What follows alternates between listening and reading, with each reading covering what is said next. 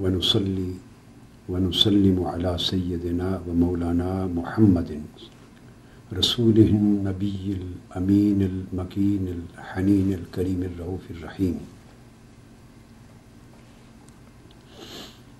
أما بعد، فأعوذ بالله من الشيطان الرجيم. بسم الله الرحمن الرحيم. الذين يتبعون الرسول النبي الأمي الذي يجدونه مكتوبا عندهم في التوراة والإنجيل يأمرهم بالمعروف وينهاهم عن المنكر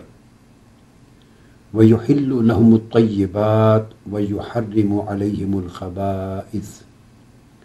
ويدع عنهم إسرهم والأغلال التي كانت عليهم. صدق اللہ مولانا العظیم.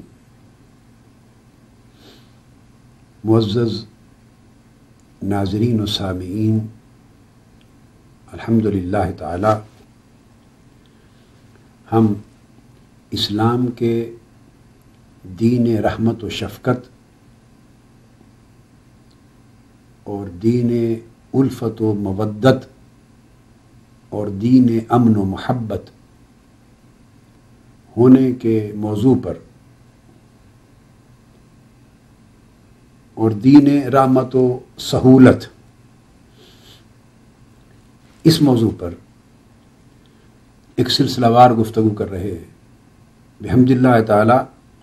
پچھلی نشست میں ہم نے اپنی گفتگو کے دوران یہ آیہ کریمہ جس کی تلاوت میں نے ابھی شروع میں کی، اور یہ سورہ الاعراف کی آیت نمبر 157 ہے، اس کا ذکر کیا تھا اور اس کی تفسیر اور شرح و بیان مکمل کر دیا تھا. آج اپنی گفتگو اسی آیہ کریمہ کے ریفرنس کے ساتھ آگے احادیث نبوی صلی اللہ تعالی علیہ وآلہ وسلم کے بیان پر شروع کر رہا ہوں. اس آیہ کریمہ میں اللہ تبارک و تعالی نے سابقہ جو امتیں تھیں، انبیاء علیہ السلام کی امتیں اور اقوام ما سلف، پہلے گزری ہوئی قومیں، ان کے اوپر جو قوانین تھے، احکام جو اللہ تبارک و تعالیٰ کے نازل کرتا تھے، یا کچھ قوانین ان اقوام نے اپنے اوپر خود وضع کر لیے تھے، ان قوانین کو اور احکام کو اسر اور اغلال کی دو اصطلاحات کے ساتھ تعبیر کیا ہے. یعنی وہ بوجھ تھے ان کے لیے اور زنجیر تھے جن میں وہ قومیں دبی ہوئی تھیں اور جکڑی ہوئی تھیں. یہ گویا ان پر موجود مشقت تھی، وہ تکلیف مالا یطاق تھی، ان کی طاقت سے بڑھ کر تکلیف تھی. حضور نبی اکرم صلی اللہ علیہ وآلہ وسلم کو اس آیہ کریمہ میں سراپا رحمت و شفقت قرار دیا گیا،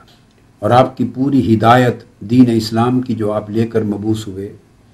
اس کو سراسر رحمت، شفقت، رافت، محبت، الفت، سہولت کے ساتھ تعبیر کیا. اس لیے ارشاد فرمایا گیا کہ حضور علیہ الصلوۃ والسلام جو فرائض بحیثیت نبی اور رسول ادا فرما رہے ہیں، ان میں نیکی کا حکم دینا بھی ہے اور برائی سے منع کرنا بھی ہے، پاکیزہ چیزوں کو امت کے لیے حلال کرنا بھی ہے اور ناپاک چیزوں کو حرام کر دینا بھی ہے. یہ سارے کام حضور علیہ الصلوۃ والسلام بحیثیت لا گیور، بحیثیت لیجسلیٹر انجام دے رہے ہیں. اور پھر ارشاد فرمایا وَيَدَعُ عَنْهُمْ إِسْرَهُمْ وَالْأَغْلَالَ الَّتِي كَانَتْ عَلَيْهِمْ، اور لوگوں یعنی انسانیت کے کندھوں سے وہ سارے بوجھ، مشقتوں کے وہ بوجھ بھی یہ رسول اتارتے ہیں تاکہ انہیں سہولت نصیب ہو، اور وہ احکام اور قوانین جو ان کی تکلیف سے بڑھ کر تھے اور جن کی قید میں یہ جکڑے ہوئے تھے، وہ زنجیریں بھی توڑتے ہیں تاکہ انہیں آزادی ملے اور زندگی بسہولت بسر کرنے کے قابل ہوں.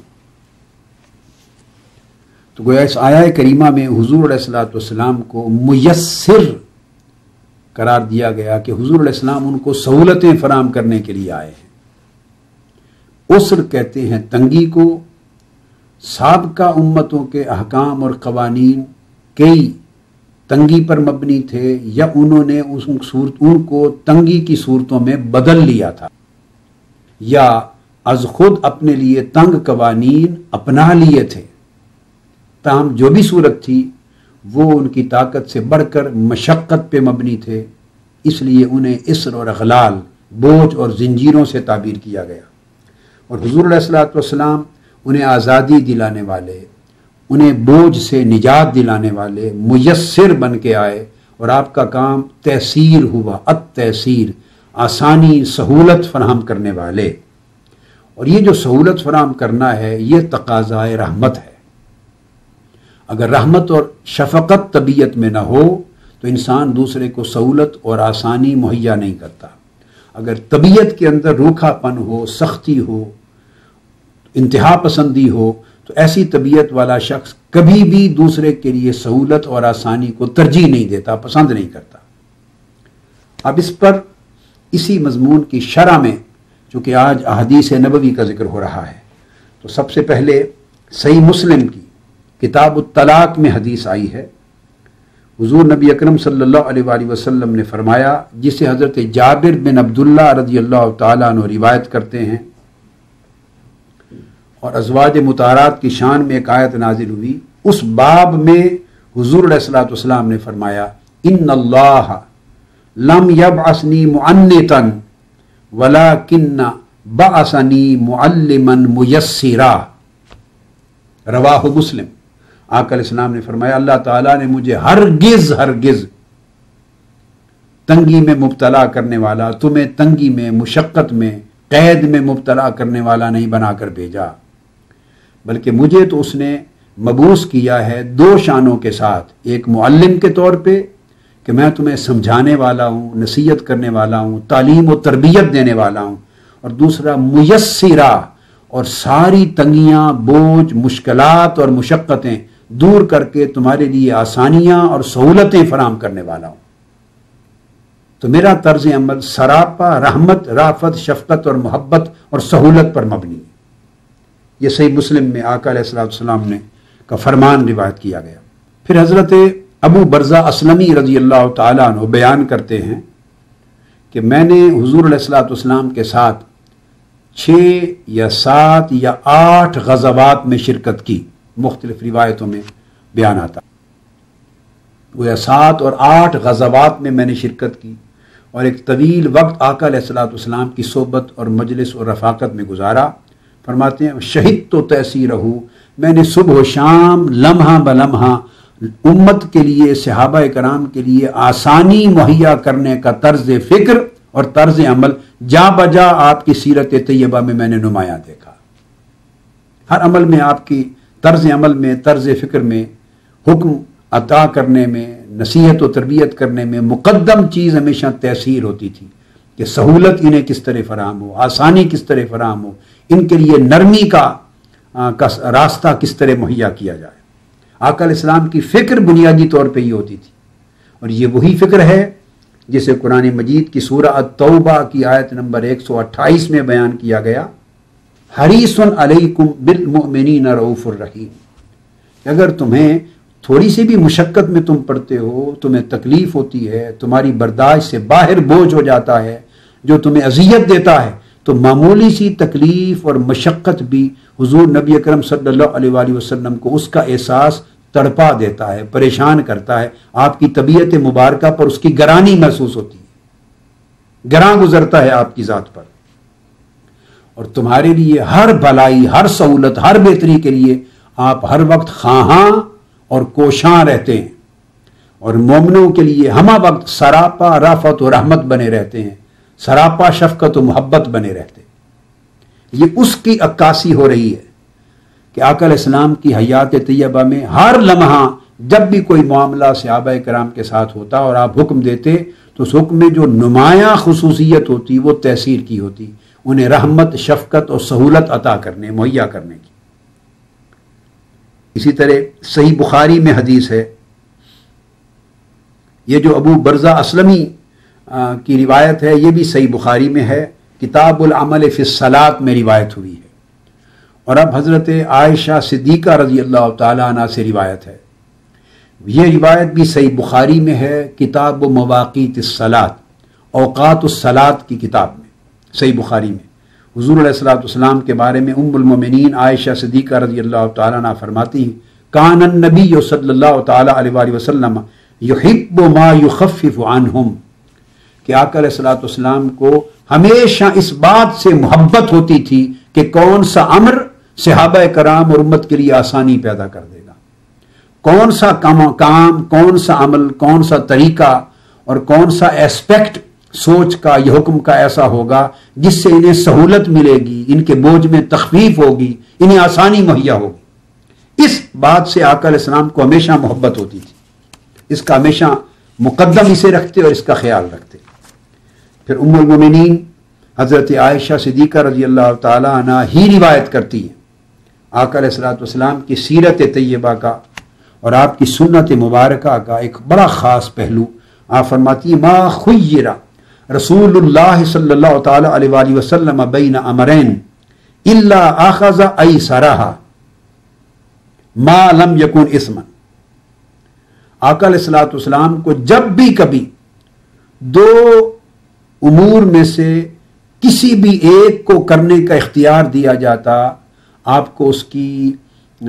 آپشن دی جاتی، ما خیر رسول اللہ صلی اللہ علیہ وسلم بین امرین، کوئی دو امر آپ کے سامنے، دو آپشنز آپ کے سامنے رکھ دی جاتی، دو چوائسز رکھ دیے جاتے اور اختیار ہوتا اگر آپ کو کہ اس میں سے کسی ایک کو اڈاپٹ کر لیں۔ فرماتی الا اخذ ایسرہما، آپ ہمیشہ ان دو میں سے جو آسان ہوتا اس کو اڈاپٹ کرتے تاکہ امت کے لیے یہ سنت بنے۔ امت مشقت میں پڑنا اور طاقت سے بڑھ کر تکلیف میں پڑنا میری امت کے لیے یہ سنت اور یہ سیرت نہ بنے، بلکہ آسانی کی زندگی بسر کرنا تاکہ اس میں دوام ہو، پھر ہمیشگی رہے، کبھی اس کے سلسلے کے ٹوٹ جانے اور ترک ہو جانے کے، اس عمل کے ترک ہو جانے کا خدشہ نہ رہے۔ آسان ہوگا کام تو آدمی زیادہ مدت تک، زیادہ عمر تک کر سکے گا، مشکل ہوگا تو تھوڑا وقت کر سکے گا پھر چھوٹ جائے گا۔ لہذا دائمی سنت بنانے کے لیے آ کر یہ حکمت ہوتی، تو بنیادی طور پر دو امور میں سے آسان کو ہمیشہ منتخب فرماتے، ما لم یکن اثما، اگر اس کے اختیار کرنے میں کوئی گناہ کا پہلو نہ ہوتا۔ یہ امت کے لیے آقا علیہ السلام کا طرز عمل ہوتا تھا۔ اس کے بعد صحیح بخاری میں ہی ایک اور حدیث ہے جو باب ہے، باب مبادعتہ للآثام، یہ کتاب الفضائل میں آیا ہے، صحیح مسلم میں کتاب الفضائل میں، اور صحیح بخاری کی کتاب المناقب میں باب صفت النبی صلی اللہ علیہ وآلہ وسلم میں متفق علیہ حدیث ہے۔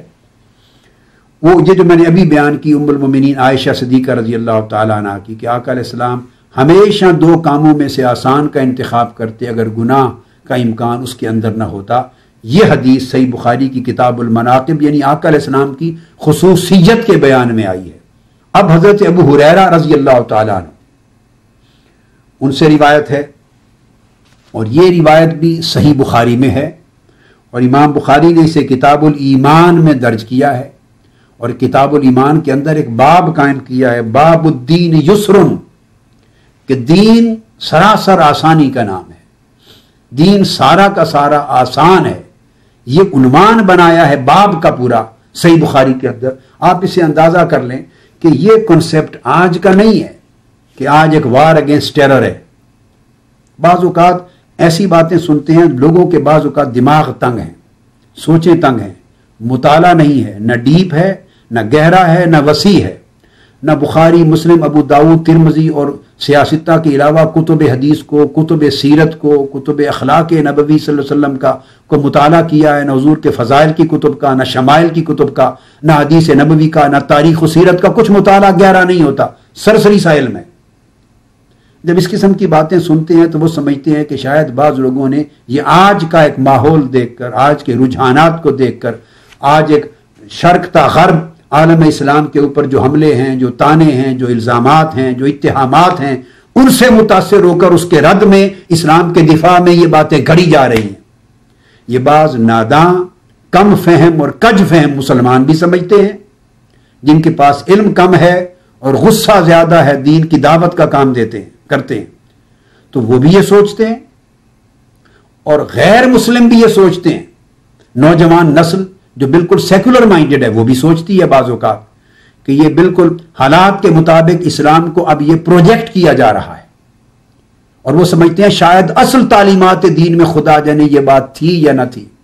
قدیم زمانوں میں اللہ بہتر جانے تھا یا نہ تھا، یہ تصور. اور غیر مسلم بھی یہ سمجھتے ہیں بعض اوقات. سو یہ تینوں سوچیں دراصل ایک ہی غلط فہمی کا نتیجہ ہیں، اور وہ غلط فہمی کہاں سے جنم لیتی ہے؟ بے خبری اور لا علمی سے. اب امام بخاری آج امریکہ کی اس غلبے کی سینچری میں تو نہیں پیدا ہوئے، امام مسلم آج تو نہیں پیدا ہوئے، یہ تو آج سے 1200 سال پہلے کے ائمہ حدیث ہیں جنہوں نے کل کتب میں حدیث نبوی صلی اللہ علیہ وسلم کو جمع کیا ہے. اور اس سے پہلے کی کتب میں وہ جب ابواب قائم کرتے ہیں اور اس سے مخالف مضمون کا سرے سے کوئی باب ہی نہیں بناتے کہ اسلام سختی کا نام ہے، کوئی باب نہیں ملے گا، اسلام جبر کا نام ہے، کوئی باب نہیں ملے گا. اس وقت تو اسلام غالب تھا، اس وقت تو اسلام پر تانا زنی کا کوئی امکان نہ تھا، اس وقت تو ایک عالمگیر طاقت بن رہا تھا، اسلامی ریاست کا پھیلاؤ ہو گیا تھا. امام بخاری ہوئے ہیں بخارا سے، ازبکستان سے، ازبکستان تک کی فتوحات سیدنا فاروق اعظم اور سیدنا عثمان غنی رضی اللہ تعالیٰ عنہ کے زمانے تک، یہ سارا سینٹرل ایشیا کا بیشتر حصہ فتوحات اسلام کے بعد شامل سلطنت اسلام ہو چکا ہوا تھا. امام بخاری تو ان سے 200 سال بعد آئے، 150 سال بعد آئے. چائنا تک سیدنا عثمان غنی رضی اللہ تعالیٰ عنہ کے زمانہ خلافت میں چائنا تک اسلام پھیل گیا تھا، اسلام کی دعوت پہنچ گئی تھی، اسلام کو فروغ شروع ہو گیا تھا 28 ہجری میں. اور سیدنا عثمان غنی رضی اللہ تعالیٰ عنہ کے زمانے میں ہی 28 اور 29 ہجری میں یورپ میں اسلام داخل ہو گیا تھا. لوگوں کو بالعموم یہ معلوم ہے، اور عام بچوں کی جو سکولوں اور کالجوں کی تاریخ کی کتابیں ہیں ان میں یہ درج ہے کہ 92 اور 93 میں اور 94 میں ادھر محمد بن قاسم آئے ہیں، اور یورپ میں طارق بن زیاد گئے ہیں، تب اسلام پہنچا ہے 93-94 میں. اور سینٹرل ایشین سٹیٹ میں مسلم بن قتیبہ گئے ہیں، تب اسلام پہنچا ہے. اور یہ سارا 90s میں آقا اسلام کے زمانہ اقدس کے گویا 82-83 سال کے بعد کا واقعہ، پہلی صدی کے آخری دہائی میں. یہ عام کنسپٹ ہے، مگر یہ واضح کر دوں یہ ہمارے ہاں تاریخ کی کتابوں میں اس کنسپٹ پر کلیئرٹی نہیں ہے. غلط بعض اوقات باتیں کوٹ کی گئی ہیں، اور بعض اوقات اتنی مختصر بیان کر دی گئی ہے کہ اس کی توضیح نہیں کی، وضاحت نہیں کی، پڑھنے والا اس کے علاوہ دیگر ایسپیکٹس پر اس کی معلومات نہیں دی. میں نے یہ بات ہمیشہ زور دے کر کہی ہے. آپ اندازہ کر لیں کتنا انٹریکشن ہوا ہوگا، ان کے کردار نے کتنا تاثر ڈالا ہوگا، ان کی دعوت اور تعلیم ان کو کتنا فکر رہتا تھا، کتنی کن کن لوگوں تک پہنچی ہوگی. مگر اس کے بعد وہ استحکام نہیں ہوا یہاں کے ریاست بن سکے، پھر وہ واپس چلے گئے. 16 ہجری کے بعد 90 تک یہی پوزیشن یورپ کی ہے. سمجھا جاتا ہے کہ طارق بن زیاد ہیں جنہوں نے کشتیاں جلا دی تھیں، اور وہ 92, 93, 94 کے زمانے کے واقعات ہیں. تو سمجھا جاتا ہے at the same time 3 general نکلے تھے تابعین میں سے. طارق بن زیاد یورپ کی طرف گئے ہیں، محمد بن قاسم ادھر آئے ہیں ہند کی طرف، اور مسلم بن قتیبہ سینٹرل ایشین سٹیٹس میں گئے ہیں، وسطی ایشیا میں. مگر یاد رکھ لیں محمد بن قاسم ہی کی طرح طارق بن زیاد وہ پہلے شخص نہیں ہیں کہ جن کے لشکر کے ذریعے اسلام سرزمین یورپ پر فرسٹ ٹائم پہنچا. That would be wrong to consider. یہ بھی ایک مغالطہ ہے.